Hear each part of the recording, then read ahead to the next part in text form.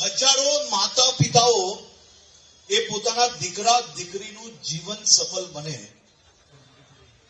પોતાનો દીકરા દીકરી એનું સપનું સાકાર કરી શકે તે માટે આખી જિંદગી ચપ્પલ ઘસી લેતા હોય છે.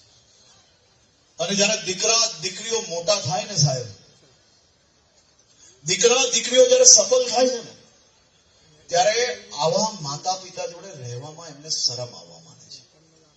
અને એવા અનેક માતા પિતાઓને વૃદ્ધાશ્રમમાં મૂકી આવે છે.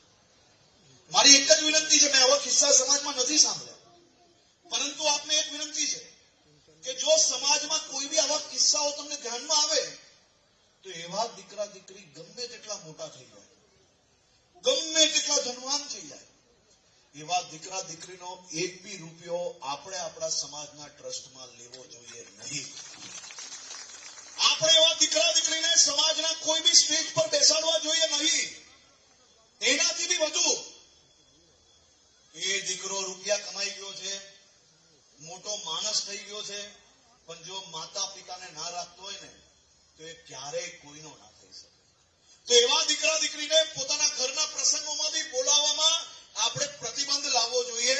સમાજમાં આવી ઘટના ભલે ના બનતી હોય તોય ભવિષ્યની અંદર આ દિશામાં ઘટના ના બને તે માટે સમાજ દ્વારા આવો પરિપત્ર ભવિષ્યની અંદર જરૂરથી કરવો જોઈએ, જેથી માતા પિતા દીકરા દીકરી સંયુક્ત કુટુંબ સમૂહ લગ્ન સમૂહ ભોજન તરફ જયારે આપણે આગળ વધતા હોઈએ તો સંયુક્ત કુટુંબને બી બચાવવાની જવાબદારી એ સમાજના ટ્રસ્ટીઓની છે.